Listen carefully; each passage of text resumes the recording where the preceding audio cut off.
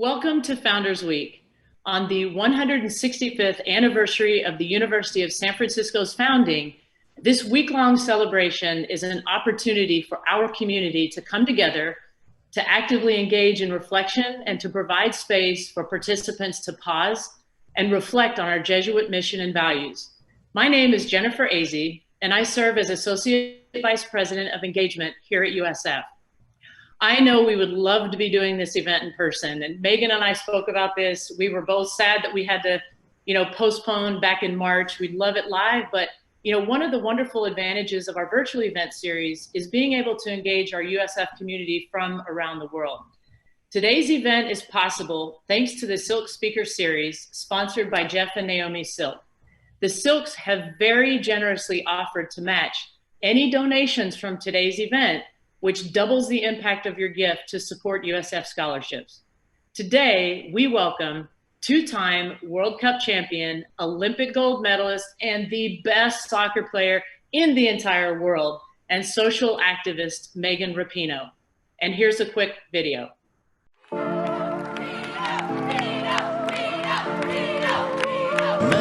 Rapinoe is now officially the best female player in the world.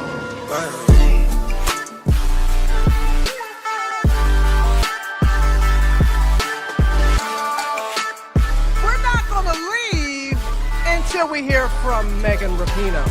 We have to be better. We have to love more, hate less. We got to know that this is everybody's responsibility. And it might fall here to Rapinoe! What a World Cup for Megan Rapinoe! Yes, we're female athletes, but we're so much more than that. Every single person who agrees and doesn't agree, it's our responsibility to make this world a better place. This World Cup win is so much more than what was on the field. Of course, the crowd went wild and made it loud and clear. This team deserves more than just a trophy.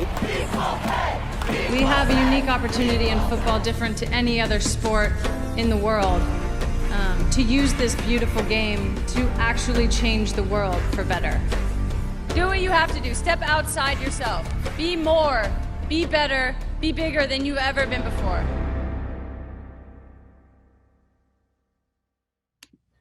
Okay, welcome, Megan. Yeah, thank you so much for having me. It's nice we could finally do this. This was scheduled for a while ago, but we had to put it on pause a little bit. So it's nice to finally be able to get with you all. Oh, definitely. And I, thank you, really, but thank you so much for your flexibility and, making this happen. I know, so many people in our USF community, our alumni, our students, our staff, faculty, everyone has been so excited to host you, virtually, but host you here at USF. So I know you played in the WCC, but our USF community loves you. So without further ado, I'd like to start with, kind of rewinding the clock to when you were just a little girl growing up in Redding, California, which is, it's not San Francisco, but it's a little bit further away. And it seems as though your parents never really forced you to do anything, but, really supported you and let you just become yourself and find your passions. Yeah, that's exactly it. I did play in the WCC. I didn't go to USF, but I am from California, very proud. Whenever people ask me where I'm from, I'm like, oh, from California. They're like, cool. Yeah. And I'm like, not that California. They're like, oh, cool, San Francisco. I'm like, yeah, sure. Yeah. We'll claim you. Sure, something like that. But yeah, my parents were very kind of relaxed. I think they knew early on. I'm a twin, so in my childhood, I always refer to myself as a we, but my sister and Rachel and I think they sort of realized we were excelling at sports at a pretty young age. So they were kind of hands off. They, provided obviously every opportunity they could. And, were our chauffeur service for many years and encouraged us at every point, but they sort of left it up to us and wanted us to be the ones that were kind of driving it and making sure that it was a passion of ours and not something that they were forcing upon us. And we were always, up when we needed to be and had our cleats on early in the morning and, ready to do the work that we needed to do and loved playing on the weekends. So it was kind of an easy choice for us. Very cool. Well, it's interesting. I'm sure you get this question from parents, what can I do to, have my kids, should they be playing up? Should they, it's like they ask you all these like soccer questions and really it sounds like one of the best things parents can do is sort of not leave their kids alone, but support what they do and allow them to find their passion. I think that's exactly it. I think the youth sports landscape has changed a lot since I was that age and since I was kind of going through it. And I think, unfortunately, not necessarily for the better in a lot of ways. I think it's always important to let your child lead, let them sort of be the driver. I think also it's really important, like they should enjoy the sport that they're playing.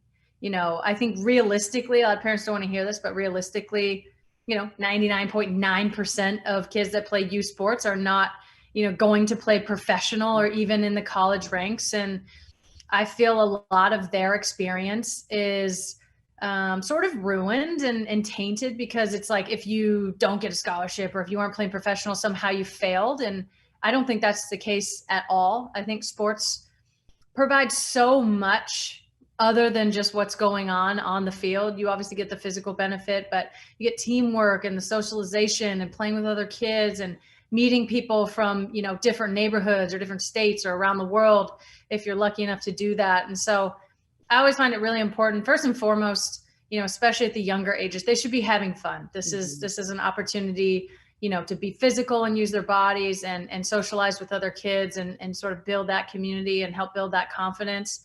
And then as you get older, of course, things start to change, things become more competitive. But even at that age, I just feel it's important to let the kids drive it. And then obviously as a parent, you would support your kid in any way possible, but it's gone from helicopter parent to snowplow parent, I've heard the term. And I think just, a supportive on the sidelines clapping is probably the best way. And, of course, kids need a little kick in the butt every now and again. You can give that, but I think it's really important to let them sort of drive it. I love that. I'm going to take your advice too. My son is 3.5, and even when he was just about to turn 2, he could make baskets on a small hoop, and he was doing it swish, swish, swish. And I was like, wow. And then I had to be careful, like, I don't want to I don't want to push him there. Like, if he loves it, he loves it. You don't want to be the parent getting your kid like private lessons at 3. No, and I'm afraid to coach him actually. But anyway, how were you introduced to soccer, and why soccer? I mean, you're a great athlete, could have been any sport. Was it just sort of love at first sight? Yeah. So my older brother played, Brian. He's 5 years older than my sister and I. So we kind of worshiped him when we were younger. We followed him around everywhere. I think going to his practices was probably more of a babysitting mechanism for my mom than us being super into it. But definitely when we were young, we would, be running around on the sidelines. And I think we just kind of fell in love with it from the beginning. We would sort of try to mimic what the older boys were doing on the field. And then when it came time for us to play, like, we were just a terror. And we were lucky, obviously, to have each other. We got to play in the yard together. It was like 1v1, anything that you could possibly imagine, these like knockdown, drag out, sometimes, drawing blood battles. And I think we just kind of found that competitive spirit. And I think the freedom of soccer as well, really, even at such a young age, I think it kind of spoke to us. I went on to play basketball in high school and track and other sports. But I think the freedom of expression and movement and sort of being able to be kind of wild out on the field was something that we both loved. It is great that you have each other and had each other at that time. And I, noticed that as I was reading an article actually that you had written for the Players Tribune, that as you guys were starting to grow up, that you sort of went different directions in a sense, that she started to dress up more and you wanted to kind of stay in your athletic gear. And then I also, you mentioned a couple of nicknames that were given to you and your sister by your grandfather. And I just thought that was so cute. Yeah, he thought he was really funny. He always thought he was really funny. Rest in peace, Grandpa Jack. But he always had these like little jabs. I think my mom actually took a little offense to my nickname, but it sort of like fit me really well. Rachel's nickname from him was Muffin. She was like the sweetest thing on the planet. She was always just like so kind, and I was a little more I don't know, dynamic, I would say. A personality. I was very sweet, but I kind of had a little bit of a temper. I would get it came actually from a place of embarrassment. If I would get embarrassed or do something, or someone would say something that would sort of trigger me, I just didn't want to be around anyone at all. So I'd have these like flashes of anger and, slam my door and not want to be around anyone. So he called me Ma Barker, which is actually a notorious like female, like mob boss serial killer person. I never obviously went that far, but I think the flashes of anger were sort of in line with Ma Barker. Interesting. And maybe the confidence, like, I think, it's interesting to, just sort of think about where confidence comes from. Like, where do you feel like you got your sort of ability to speak your mind, to be who you are, and just to be internally a confident person? Mm-hmm. I think, to be honest, I think a little bit of it is natural. I'm not going to say I like cultivated it all myself. I think growing up a twin was part of that. We had so much interaction between each other. And I think we gained a lot of confidence from that. We always had that kind of built-in support system. So, we never felt alone really. And we always kind of felt that we had each other. And I think, still to this day, that gives me a lot of confidence. I think our participation in sports for sure gave us a lot of that, where we could feel like we're a part of the team and contributing in that way. And I just think the way that we were raised, my parents, were always, very upfront and honest with us. They always wanted us to express ourselves and be ourselves. They always gave us a lot of freedom to do that. And I think from a speaking out, I think that comes from my parents too. I think, it became pretty apparent from an early age, we were going to be pretty good at sports.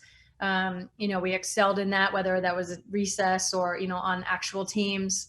And we were pretty popular growing up. And my parents, especially my mom, she told us very early on, like, you're not like cool just because like you're cool or you play sports or whatever. Like that's not going to fly. Like, you don't get to just, do whatever and kind of take all this. She's like, you guys are, you have more of a responsibility in a way. I don't know if she put it quite like that just because of the age that we were at, but it was definitely known, like, you guys have a responsibility, to use that sort of, popularity or, your status in sports to be a good person. And that's important. Like, you're a good person, because you take care of people or you stand up for people or you're nice to people, not because you play sports and not because you're popular. And so she always made that very clear to us, like, you take care of each other, you stand up for each other, you stand up for yourself, and you stand up for other people who maybe can't, or who are shy, or who, are just, not wanting to speak out. She was like, you guys have a responsibility to do that. And so I feel like that was kind of from a very young age. She comes from a really poor family. She's the second oldest of 8. She knows what it's like to go to school and have holes in her clothes and have people make fun of her just because they didn't have money. And that wasn't anything that, she had control of. Her parents, both of them, worked really hard and did the best they could. And that was just sort of the reality. So I feel like, from an early age, that was definitely the standard in our household of, it's fine that you're popular and that you're good at sports, but use it for some sort of good also. Well, what a gift. I mean, and I hope that I'm able to give that gift to my children as well, which is, your existence is really about your internal self, right? And if you are lucky enough to be successful, it really doesn't matter unless you do something with it. So it's very cool that that's how you were raised. And it just sounds like you have fantastic parents and a really a great family. And that gives you a lot of just a core of strength. So, did you ever dream, like, from, being that kid that just loved soccer, loved to play, was outgoing, did you ever dream or imagine that you'd be where you are today? I know the World Cup, and we talked about Julie Foudy and that whole group, and you were there, I think, at the age of 14. Mm-hmm. Did that also kind of have an impact on forming where you are today? I think it's so funny looking back in so many ways. Like, yes, like I loved Michael Jordan, like obsessed with Michael Jordan. So I was like, cool, I want to be Michael Jordan. Obviously I can't be Michael Jordan for a lot of different reasons.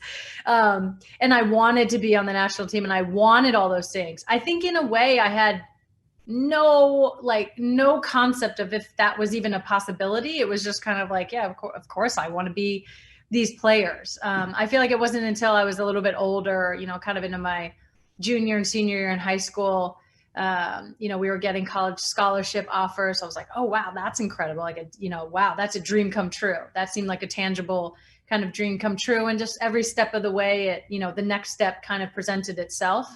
But I think having those like big dreams as a young kid was important, seeing, and I think have shaped me, seeing 90,000 people at the Rose Bowl for a World Cup game. Like that's, that leaves sort of an indelible mark. Like you can't erase that from your mind. Like, wow, that is like possible. That's a thing that can actually happen in the world. Or like, just watching Michael Jordan with his swagger and the way that he played and his intense and competitiveness and the style that he played with. I think I kind of like, always took all of these little things. But yeah, I mean, I look back and I'm like, this is just so incredible being, I think of myself sitting in front of the TV, cross-legged on the floor, like, oh my God, like sticking my tongue out and having, Michael Jordan on my wall, or having pictures of, Brandy Chastain, Christine Lilly, and Mia Hamm on my wall. And like, now I'm that person. It's just like, I can't, I don't know what to say about it. It's totally surreal, and it continues to be. Well, it's fun for me actually to watch too, because I'm, more their generation. So, being part of the 96 Olympics and watching that team evolve and grow and fight for women, and then the 99 World Cup. And I mean, just the whole experience and the legacy that you guys have been continued is, it's commendable. And, everyone needs role models. And so I think, the fact that we're now able as women to watch each other, to have role models is fantastic. Did you have one particular role model, or was it you just kind of took bits and pieces from a variety? I mean, I think early on, like I was a huge Michael Jordan fan. So I think that was like my favorite athlete. But then, yeah, the 99 team was just, I think a spectacular thing to watch at that time. So it was like, 13 or 14. Mm-hmm. We didn't have a league at the time in the US. Women's sports was sort of sporadically on. I remember watching you guys, obviously in 96, watching that team, sort of like, of these athletes, mm-hmm. That it's sort of there, but it's not in your face all the time. You get these kind of like flash moments. And so to have a moment in the US that I was able to go to some of the games and see the impact, I think that left just a huge mark. And to know, the venture I was kind of like plotting towards that kind of path, those were definitely, really like formative years. Mm-hmm. My favorite player is Christine Lilly. I always say that. I know some other players were more popular, but I actually got to play with Lil early on in my career. And, I still to this day, I feel like she was one of the most amazing mentors in that short time that I had. She's so down to earth, and just so realistic and fun with all of us, and just, really embraced her role of like, obviously she knew she was, getting older, and she knew she was a GOAT and like had all the experience in the world. And like, she just gave that to all of us. And so I will always like go down. Like she's like my main one. Oh, that's awesome. Well, it's going to be fun to watch, like, just even the next generations in women's sports, because if you think about it, what we've done, like, it's still new as compared to the men, right? Mm-hmm. Title IX wasn't, technically that long ago. So it's, I think we're still evolving and growing, and, I hope you guys continue to, push the envelope. So, and going to, actual soccer now, like what's going on in the soccer world. I mean, there's bubbles everywhere. There's the NBA bubble, and I know you were in the WNBA bubble, and, MLS did it. And so I understand you decided not to go and play in the NWSL bubble. And what was that decision all about? And how have you been able to train and do your thing? Mm-hmm. I mean, just, for an athlete, the amount of uncertainty that we've had to deal with is very unsettling. This is not our normal life. As you know, normally it's like you have maybe 1 month in the year where you have off, you have maybe 2 weeks of vacation that you can take. And that's pretty much the only time your days aren't planned out in some sort of way. So that was difficult to begin with. My reasons for opting out of our bubble, it just didn't feel like the right time. It seemed a little soon for me. Overall, I think the medical protocols have worked really well. It wasn't quite a bubble like they had in the NBA and the WNBA. I think those are, the two sort of gold standard that we have. A lot of the other leagues have had, at least one positive test. And I just felt like it wasn't sort of the right combination of things for me. And they were really good with us. They said, you know, if you were comfortable, if you want to come, great. If not, we're going to respect everybody's wishes during this time, knowing how uncertain everything is. I think the long-term effects for me of COVID, even, you know, back in March and April and May, when we were kind of deciding these things, that was very concerning to me. And I think as we've seen that play out and seen, you know, the heart conditions that some of, you know, especially the collegiate athletes are having. There was one player in the WNBA, Erica Wheeler, who wasn't able to come. I think she didn't end up being able to pass a physical. So there were some lasting effects from that.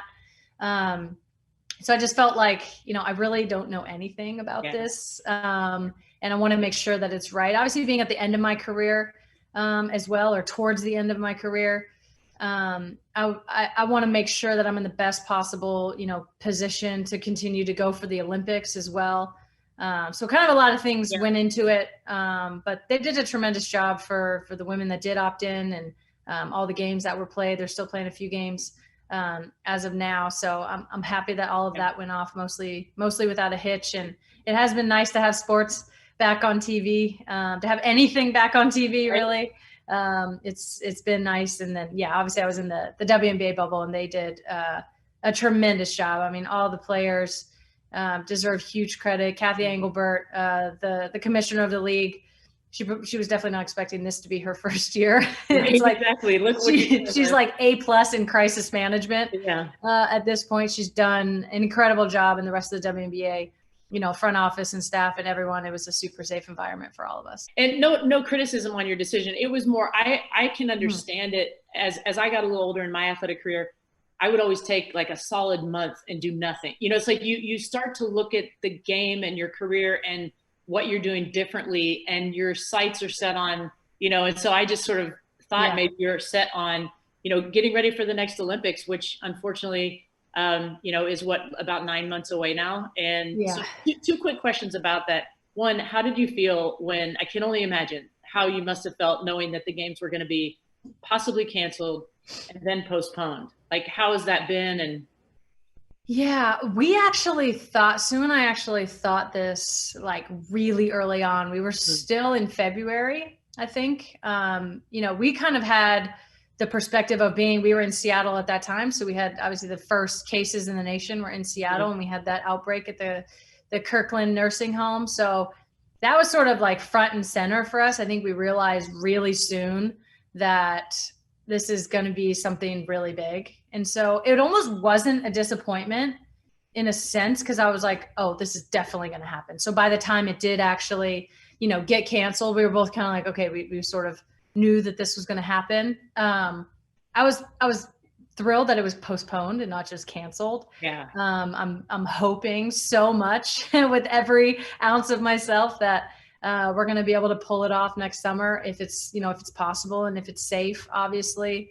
I think the disappointment wasn't really there as well, because it was postponed and not canceled. So we're still kind of holding on to that hope. Obviously, if it gets canceled, that's going to be devastating, and never take, you know, an Olympic opportunity for granted. That is most times, you know, a once in a lifetime opportunity. And so if I'm able to even compete for a spot again, then I'll be thrilled. So hopefully that can happen in a safe way. But I mean, it was just so much uncertainty, I think, happening all at the same time. And it was like just one more thing where you were like, wow, you know, I mean, of course this is going to cancel. We're in a global pandemic, but it's also just, you know, brought to attention like the severity of the virus as well. So it was like, wow. Yeah. And I remember when it was announced that it was canceled, I was like, what? You can't cancel the Olympics. Like that just doesn't happen, you know, unless we're at a major third world war or something. But, you know, it's hopefully, you know, it being 9 months away, and hopefully I know a lot of great minds are working around this, either creating some type of a bubble that you guys can compete, or by then a vaccine, or, you know, so fingers crossed, because I mean, the Olympics are just an incredible experience for the athletes and the spectators. And just, it's one of the things, you know, having been a part of it, that it's the one thing that really brings the world together. And so, you know, anyway, hopefully it happens. I know, right? Both. So just quickly with the battle that you guys have had against U.S. soccer for equality. I know there was kind of a blow to your case not long ago. Where is the case now, and are you regrouping, or how's that going? Yeah, so the case was essentially kind of split up in two parts. Essentially all of the compensation was ruled on summary judgment, and then there was a few of the claims left. So summary judgment is when the judge just takes in all the information and decides the case, essentially. We felt like there was disputed facts, so that should have gone to a jury trial. At least we felt that way, but the judge ruled on that. So we're working to settle the rest of the claims and hopefully get those out of the way, and then we'll appeal the other claims that the judge ruled on. Most of it was compensation as well. It was really frustrating for us. Obviously, we felt sort of that the court didn't fully appreciate or understand gender discrimination in the way that it works, and the pervasive nature that it works. It's interesting talking about this now, obviously, with the recent death of Justice Ruth Bader Ginsburg, and just how fiercely she worked for that. And she had, a famous sort of line, I think it was in the Ledbetter case, that was like, the Supreme Court just failed to understand. And when she was talking, she was, talking to all men, basically, who've never experienced gender discrimination. Mm-hmm. So it can be really difficult to prove. Sometimes it's hard to, it's like, it's happening, but you have to get all the facts together and all that. So he kind of basically said, like, you guys sort of made around the same amount of money, and you were the ones that decided, on the contract that you wanted. And so now it's not playing out in your favor, and you now are upset about that, when really it was like, well, we would have taken the same exact deal. We offered for the same exact deal, or we asked for it, and that wasn't offered to us. And so, we felt like we were at a disadvantage to begin with. And that's obviously where the gender discrimination comes. But we're still resolute in what we feel. We know our experience, and we know we've been discriminated against, and we know that this is not only a landmark case for ourselves and for other, women playing soccer, but I think, for the whole country at large, and honestly the world. I think we've seen a huge windfall. Australia had, with their soccer team, an equal pay, contract come up. Brazil had the same thing. You're seeing it with other countries around the world. And, it's going to take longer, unfortunately, than we want. And with COVID and the court cases, things are a little bit up in the air, but, we're still very resolute in the way that we feel and in bringing our case forward. And we feel like, the appeal will go our way. That's fantastic, because, when you guys came back and you had, the parade in New York City, and I just remember watching and thinking, like, these women are awesome. Like, to just really be putting it out there and fighting, and, whether you realize it or not, I think you probably did, but you're fighting for all women. And that's, I think, what became so cool about your team, was just the power of, and, even for me, like, it was like, this is like one of the best teams I've ever seen in any sport ever, because of what you guys were doing. So, we're all behind you, and hopefully we'll be celebrating one day that's done and equality reigns. Well, let's talk a little bit about coaching and leadership, and get your thoughts there just a little bit. What do you think makes a good leader? Oh, what makes a good leader? Yeah, I think the first and foremost, you have to be self-aware. That's like the main thing. I think we've all, had people on our teams who thought they were really good leaders and they really weren't.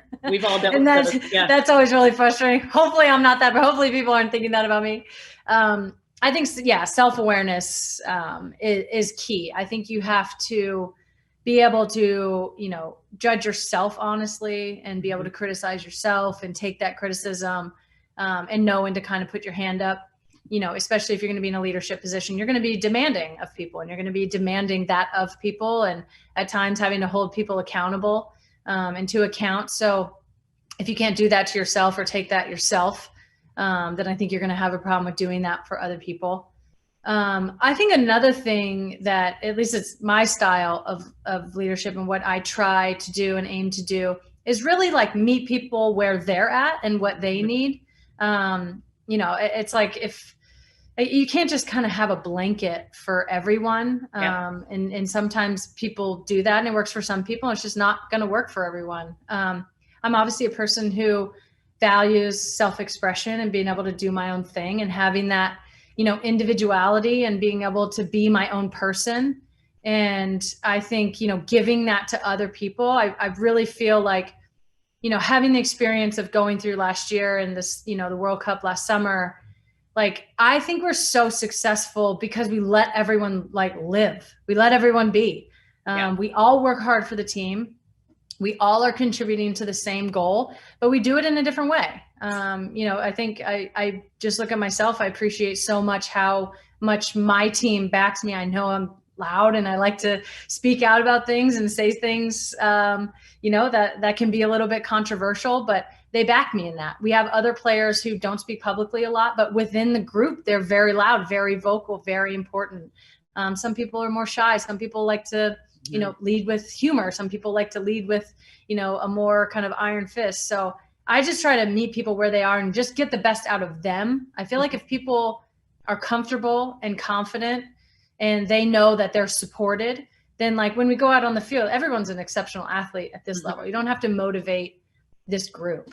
You don't have to motivate, world-class athletes. They're there. It's a lot about, the mental and sort of the emotional and how they're feeling in the moment. So I try to let people be themselves and give everyone sort of that space to talk. And then I think, just you got to sort of walk the walk. If you're asking things of people, you got to be one of the first ones to be out there to do it, even if you don't love some of the things. Well, and one of my favorite quotes from Tara Vanderveer at Stanford, who I played for, she said, when your best players are your hardest workers, then you've got something. And I think you're right. You have to walk the talk. You got to do your job. But I think that, people that know themselves do make the best leaders. I mean, the most authentic people, I think, make the best leaders. And you mentioned our, 96 team, and it was very much that way. I mean, we were all so different, but everybody brought something unique to the table. And generally speaking, that's a winning formula. Obviously, you have to have the talent and that kind of thing. But when you have that kind of respect of one another, it's you can accomplish anything. So very cool to hear. And so in speaking of leadership, what do you think makes a good coach? Like what attributes or, because I know watching, in fact, when you were going to be here live, we had a lot of coaches signed up, a lot of youth soccer players. So I think it would be interesting to hear from your perspective, like what coaches brought the best out of you? Mm-hmm. Honesty, first and foremost. Okay. I think especially when you get to the highest level, but at every level, like eventually, like you're going to have to, come to these moments, but with players, and you're going to tell them something, and then like, it'll play out, it's like, you're either going to play or you're not going to play. So if you BS'd them on an answer about why they're not playing, and then, that sort of comes to fruition, that's going to be really difficult. I think especially at the highest level, like you just want to be leveled with, you just, you understand you're on a team full of amazing women. Obviously, I always think of the national team, there's 23 of us, roundabout. Any one of us could start at any moment. Everyone is elite. We understand only 11 people can start, and generally only 3 people can come off the bench as a sub. So like, we get it. We know not everyone's going to play. We know not everyone's going to be happy. But if you don't level with players, then the respect factor is gone, and you're going to end up with a bunch of frustrated players, frankly. Mm-hmm. And the coaches, I think, that have gotten the best out of myself and other players that I've played with is just that, like, just give it to me straight. What do I need to work on? Where are my areas of weakness that I can work on? Where are my areas of strength? And then just to give everybody an honest shot, I think is kind of the most important thing. I think the minute you kind of, aren't honest or start to, kind of play games with players, and it's a little bit of blood in the water, and we're highly competitive, a lot of, in an athletic sense, like these type A, highly competitive, highly motivated athletes. And, we want that feedback, and we want that sort of honesty. And so that's kind of the most important thing. I think especially too at the highest level I've seen, like, you got to let people be themselves. You really do. You need to lean into people's personalities. We're not all the same just because we play on a team. We're not monolithic. And we don't want to be treated like that. We're individuals. Especially now there's, media all over the place, and people have their different brands and all of that. And, people want to express themselves. And I feel like when everybody has the opportunity to do that, you get the best out of them. You get the most full version of that person. And so that takes, I think, from the coach, a lot of, confidence and the ability to just kind of step back a little bit and sort of let the team be themselves. But I would say that's the most important thing. Just honesty and letting people be their full true selves. Very good. I would agree with you 100%. So you've had a number of injuries, ACL in particular. And, when I watch you, I look at your career, you're one of the most resilient people that are athletes that I've seen. And so I'm just wondering, because, a lot of young people, if they get a major injury, it could be something that they never come back from. And I tell every little, young athlete that at some point in your career, if you play long enough, there's going to be a setback, an injury. It comes with the territory. Definitely. So what did you learn about yourself as you came back, and were the injuries different? And how did you keep moving forward? I actually feel very thankful for my first ACL injury. I was coming off a great freshman year. We had won the national championship.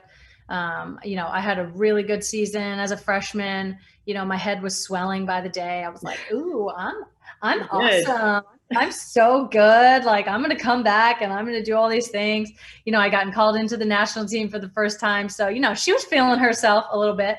And that injury, immediately when it happened, I just thought to myself, oh, I'm coming back so soon. I'm going to overcome this. Like, I just had this, very sort of cavalier, invincible type attitude. And that really did not work at all. I was kind of miserable the whole time. First of all, it's like, for an ACL, you're going to be out 6 to 9 months or 12 months, whatever it is. Yeah. You don't have the ability to speed up the clock. It's like, it's going to be what it's going to be. And every day I just thought to myself, like, I want to be back. I want to be back. I want to be back. And it made it kind of just a long and grueling process. And I don't think I really, respected and appreciated the process for what it was and what it was going to require to get back to the level that I wanted to. And so I really wasn't ready when I came back, and I ended up tearing my ACL again on the same knee. I kind of had like a recurring injury. And so the second time I did it, I was like, okay, got it. I'm not invincible. Take your head down a couple notches. Yeah. And I really just kind of leaned into the process. I had a totally different perspective. I just thought, there's a lot that I can do. No, I can't play right now. No, I can't run right now. So I'm not even going to think about that. I said, what can I do?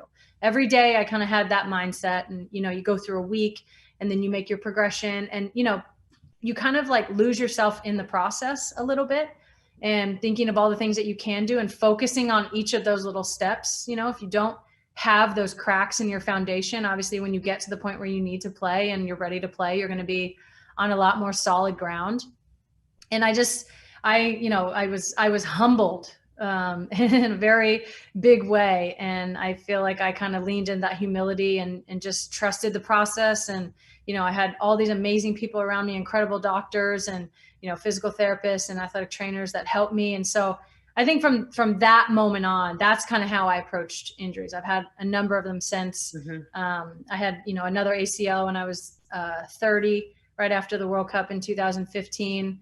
And the same thing, I was just like, you know what? I don't know how it's going to play out. I still feel good. I'm going to go through this process. I'm going to be patient. I'm not going to overcome this myself just by sheer will. I need to go through the process and go through all the steps. And I think I also took the time to do other things as well.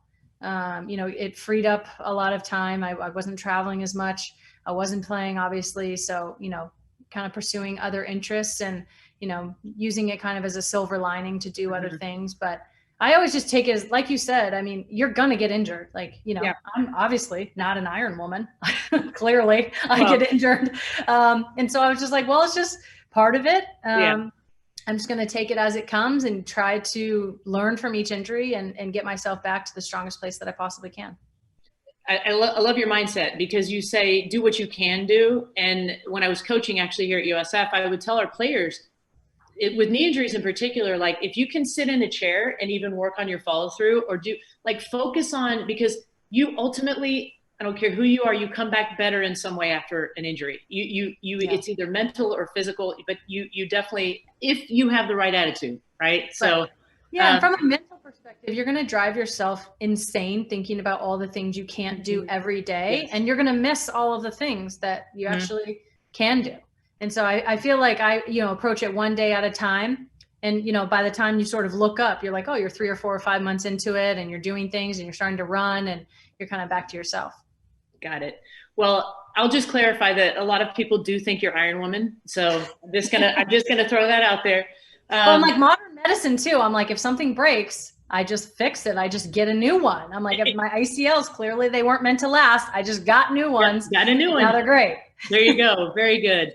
Well, and thinking about, going back to the national team and just the inspiration that you guys have had on a whole new generation of young girls. And what I think is so cool, and maybe a time because I have a son and a daughter, but especially on my son, is how much you've inspired young boys. And I'm going to show you a picture here of my son Macklin's best friend. His name is Zeke. And here he is. His little and then here we go. Yes. So, that is so cute. And I have to tell you, so this is personal. This was not planned at all. So I took Macklin, there's a little basketball hoop out there. I took Macklin down to play with Zeke. And I was like, you just came from soccer. And then I looked and I was like, what are you wearing? And I was like, that's Megan Rapinoe's jersey. Like, her pose. And I was like, do you know who she is? And he goes, she's the best soccer player in the world. And that was it. It wasn't, she's a female. She's, it was the coolest thing ever. So I think the impact you guys are having it's culture changing. And how do you feel about that? Or how does your group, how do you guys feel about kind of having that honor of kids, looking up to you and not seeing gender? Mm-hmm.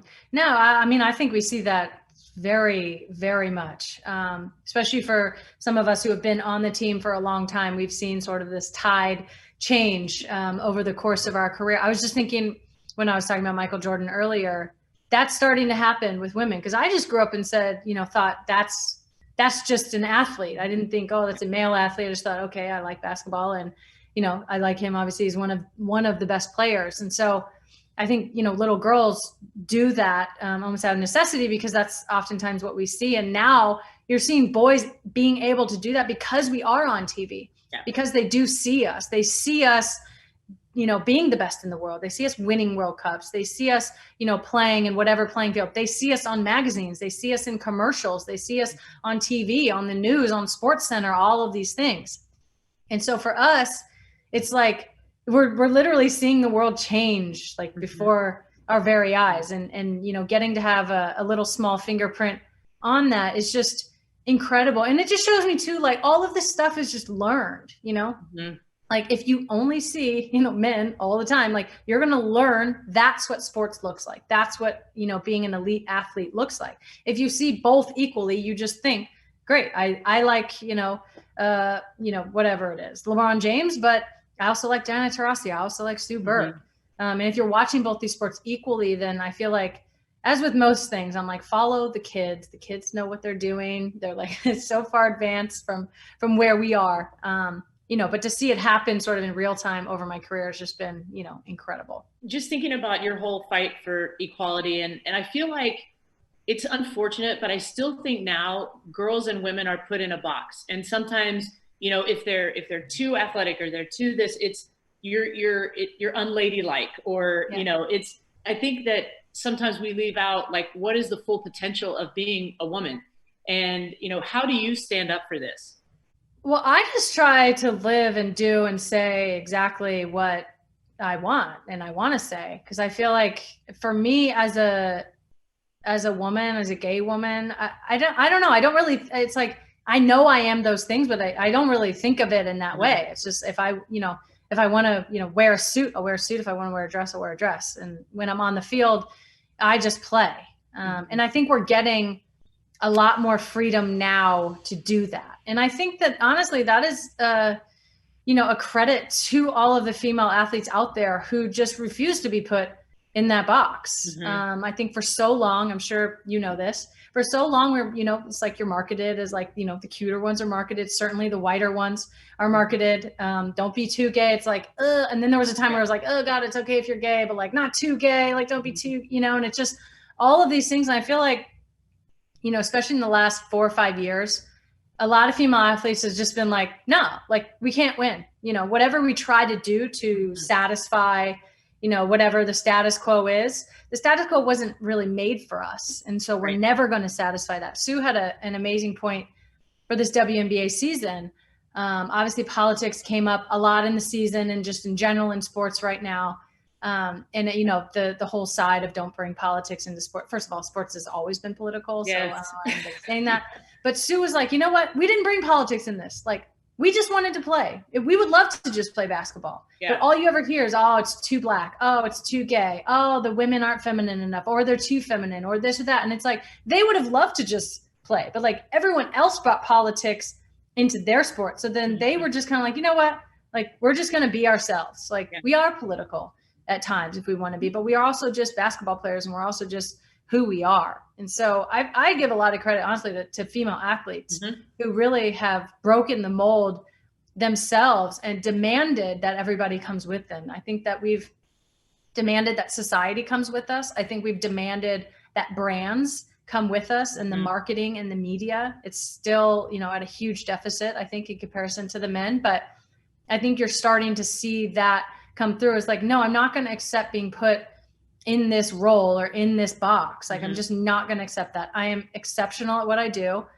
You know, if you look at someone like Serena Williams or Sue or Diana or Alex Morgan or, you know, Crystal Dunn, whoever it is, like, no, I'm exceptional at what I do. I'm one of the best in the world.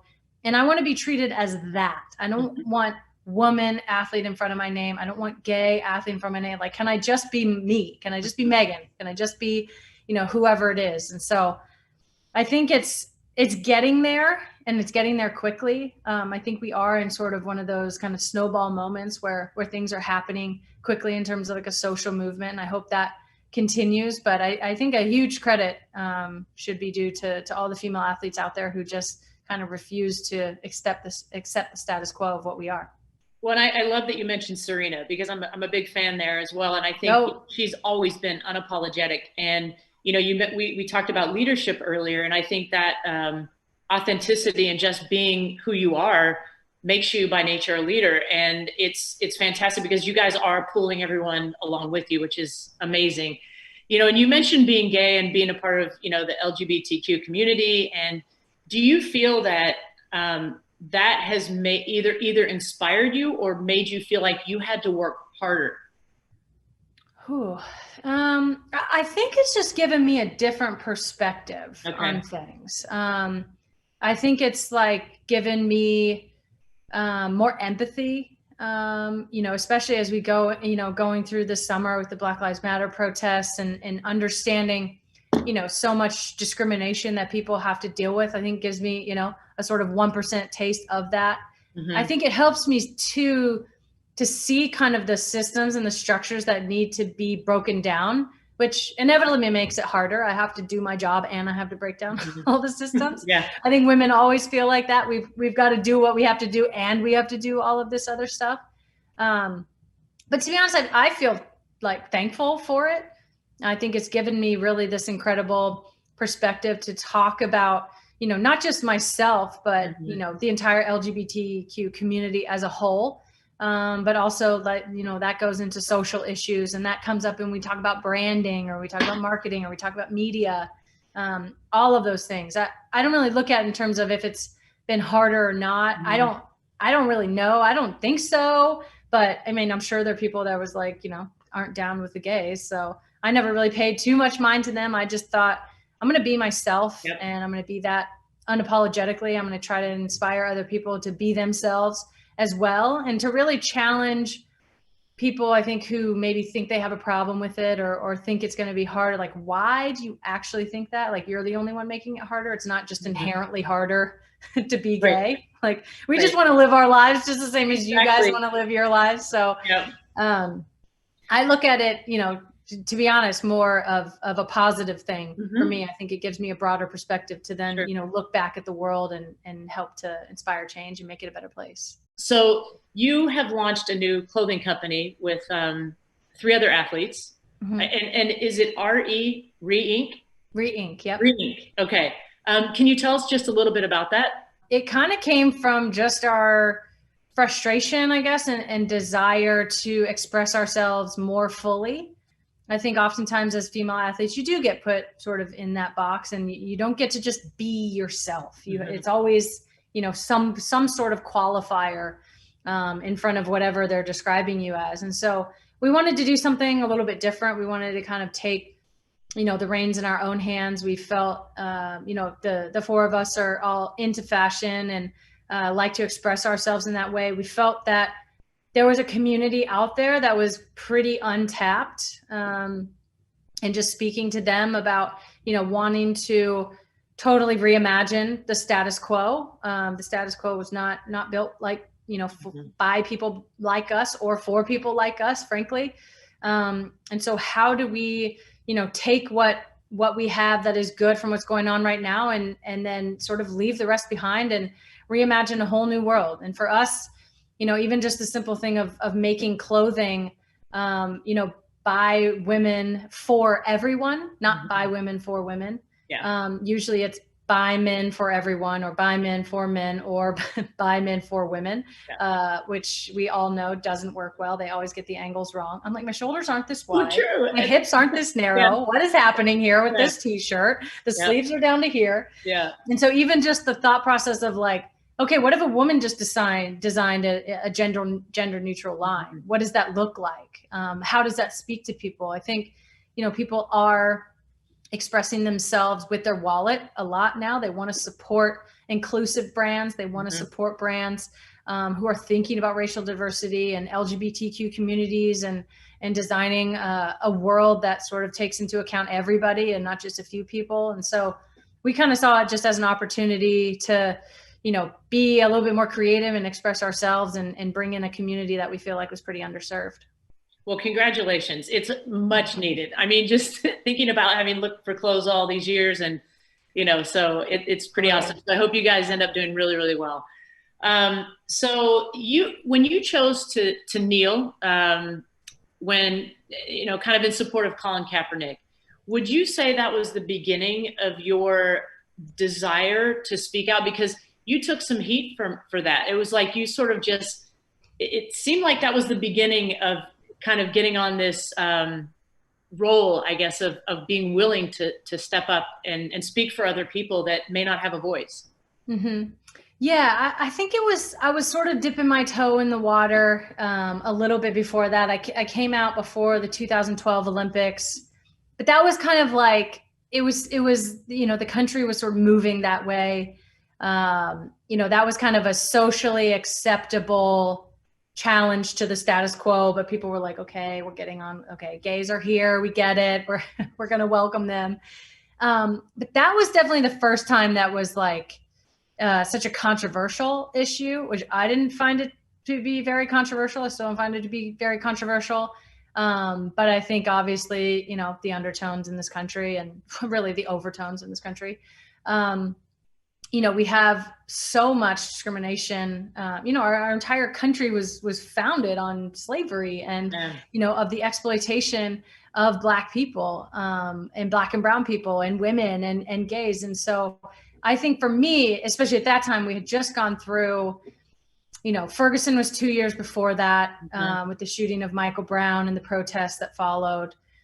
Fast forward 2016, the WNBA players, the Minnesota Lynx were the first WNBA team. They wore shirts and had kind of a media blackout talking about the deaths of Alton Sterling and others that summer, Philando Castile. We fast forward, Colin kneels, I think in September or so, in the end of August, September. And to me, it was just kind of like, this is very like obvious. This is clearly happening in the country. There's clearly a problem. And I was just inspired by Colin. I thought that he just, spoke so convincingly and with such passion and just really kind of laid it out there in a very clear way, what was happening and how people could get involved. I thought that maybe I could bring a little different perspective. I did not expect the backlash, frankly, that I got, and just the muddling, the intentional, purposeful muddling of the message. It was obviously never about the troops, and I think that's been that lie has been laid very bare. But I thought it was just a time where, I've sort of been in that position as a gay person of asking other people, like, listen, I know this doesn't affect you personally, or maybe personally you aren't gay, but like, I need you as an ally and I need you to stand up and say something. I didn't, as a gay person, create laws against gay people, right? Just as Black people didn't create laws against themselves. They didn't bring themselves here into slavery. And so it really is kind of the opposite's, responsibility to break down that system. And so I felt like I could help in some sort of way. And that was kind of the first launch into it. It was not received very well, particularly by white people, or I guess the majority of people. But, it's interesting. There was a lot of backlash, obviously, and, trolls are really loud and they yell, and, Twitter and social media and all of that. But there's been like one person in all these 5 years that have, disagreed with me and actually come up and said something to me personally. The rest of it has been, really just an outpouring of support in doing that, and, saying maybe I inspired them or that they appreciate that I stood up for people. And so I think overall it's been an incredibly positive experience, and, an enlightening one, and one that I'm continually, trying to educate myself on. And obviously, as we've come through, this summer in the wake of George Floyd and Breonna Taylor and so many more, I think it's just, a more pressing time than ever to get involved, and frankly, just to stand up for your fellow Americans. Well, you remind me of when we had Steph Curry on, and it was on Juneteenth, and he was in conversation with Clarence Jones, who has the Institute of Nonviolence and Social Justice here at USF. And the thing that Clarence said that really, he was Martin Luther King's, one of his closest advisors, wrote the first 7 paragraphs of the I Have a Dream speech. And, he said that the biggest difference today, as opposed to, rewind into the 60s, he said, it's the majority now. So to your point, if whoever is in power, right, whoever is in a position of strength, they need to fight for the ones that aren't in a position of strength. And he said, what I'm loving seeing about a lot of the marches? He said the number of white people, and that's, he just flat out said it. And, it made me start to think, gosh, that's, whoever has strength has got to fight for others. And so I think it's so great that you have the ability to see that, and you were able to act on it, and you continue. So unfortunately, I have to get to our last question, and you've been fantastic. It's been a blessing to have you here with us. Hopefully one day it'll be in person. But so I just, I guess maybe it's a 2-part question. What can the average person do from their vantage point to help the current state of our world? And 2, what advice do you have in particular for our students? I think on the first question, I would encourage everyone to educate themselves, but make it part of your life. Don't like binge on education for a month and then like never touch it again for the rest of the year. Make it part of your everyday life. Learn about redlining. Learn about, Jim Crow laws. Learn about environmental racism. There's a lot of things still deeply embedded in the structures and systems in our society that discriminate against people of color and against Black and brown people. And so there's so much that we can know and that you can educate yourself about, and go from a community level. Where do you live? What is the breakdown in your community? What groups in your community can you help? If you have money, donate. ACLU does an incredible job. NAACP does an incredible job. Black Lives Matter is doing amazing. Black Futures Lab. There's so many organizations that are doing really amazing work. So I would say the educational piece of it, because I think, frankly, by design, a lot of white people don't know a lot about it. We don't really know like our true history, and where we started as a country and how we've gotten to this place. So that's kind of the first thing. And then vote. I think, obviously coming up in an election year, voting is, probably the single most, important thing that you can do, your civic duty. as a citizen in the country is to vote, and vote for people who, it's not really about, Democrat and Republican on one side or the other. Vote for people whose values reflect yours, and whose values reflect the communities that you live in, and whose values are going to fight for, the prosperity for all people and making things better for everyone, not just a particular group. So that would be probably the second thing that I would say. And then for students, well, you're going to be the future. You're going to have to save us from all the things that we've done all these years. But just know that your voice is so important. I can't stress that enough, the importance of each individual voice. I think there was 100 million people that sat out of the election in 2016 in a country of 350 million. Obviously, that's a huge percentage. Whether it's talking to your family or your friends or other students, or posting messages online or whatever, I think everybody's voice can be really, really important. I think it was John Lewis, obviously late great civil rights activist, said, do what you can with what you can as much as you can. Do whatever it is that you can. I really do believe that we all have a personal responsibility to make the world a better place in whatever way that we can be most effective in doing that. Not everybody has this platform that I have, but everybody has something. Everybody has friends and family and people that they're around, and people can vote and get involved in their communities and stuff like that. So I would just encourage you, never think that your voice doesn't matter. It's actually massively important. Great advice. And thank you again for being here with us. And, now I would like to introduce everyone to the president of the University of San Francisco, Father Paul Fitzgerald, for some closing remarks. Thank you, Megan. Thank you, Jennifer, for a very hope-filled and inspiring conversation.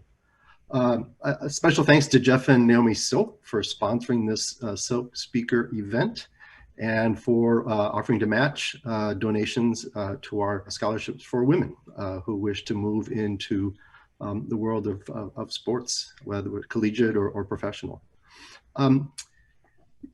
Just a few things, but I really enjoyed this conversation. Megan, you talking about your parents encouraging you to find your passion, and then to craft a space of freedom for you to do that. And that's what we do for our students. We really want them to be able to discern their own path forward. And that discernment, that has to come from a place of inner freedom, where it's like, I can go this way, I can go that way. I'll be happy either way, but this one calls more to my heart. So thank you for that. I loved your message of using your gifts and talents for the good of other people. We had a Check Your Privilege campaign at USF a couple years ago, and everyone could check off one or more boxes of privilege that they have. And then the final message was, appreciate the graces and gifts you have and use them to lift other people up rather than to push people down. Your definition of leadership, the leader knows herself. And then you took us to this really wonderful place where humility as this great value and a necessity for the leader, and then also integrity. And humility comes from humus, right? Earth. The humble person, she stands barefoot on the ground. She is grounded, and she knows her strengths. She knows her challenges and weaknesses. And then in that place of real self-knowledge and honesty, she can then, as a person of integrity, really lead from the front. Then also know your teammates as persons. We use a couple of Latin expressions here, cura personalis and cura apostolica. So care for the whole person. We treat each other as whole persons. There are not parts of my identity that have to be left on the shelf, right? And then I care for each of our students and my colleagues like Jennifer, in the fullness of their identity. And then cura apostolica is care for the whole project, right? So you care for each one of your players, but then you have to care for the team as a whole. That's a great one. There's an interesting little parallel between you and St. Ignatius Loyola, the founder of the Jesuits. He was in a little he was a sword fighter and had ambitions for glory, but then he was shot through the leg with a cannonball, and that leg injury led him to completely rediscern himself, get to know himself, and then find his vocation going forward. I love that one quote, your stress of, having to be, an excellent athlete, but then also have to carrying all these other burdens. And it reminds me of something Ginger Rogers said, I did everything that Fred did, but I did it backwards and in high heels. So thank you very much. Today is Columbus Day and Indigenous Peoples Day. And so here at USF, we always acknowledge that, this university is built on land that was originally the homeland of the Ohlone people. And so on this day in particular, we look to the descendants of the Ohlone who live among us, and we call upon ourselves to create spaces for the lifting up of these, our neighbors. It's 165 years since the university was founded. We're going to celebrate today. Thank you for this wonderful kickoff of Founders Week. This Wednesday, we have Dr. Melba Beals, one of the Little Rock Nine, a pioneer in the civil rights movement. And Friday, USF alumnus Michael Franti and his wife Sarah. Michael played basketball at USF and has had a brilliant career as a musician and as a poet. And so, tune in to meet a wonderfully dynamic couple. Thank you all for joining us today and for staying with us through the week of celebrations. Go Dons. Thank you. Thanks, Father Paul. Thanks, Megan. Thank you guys for having me. Appreciate it.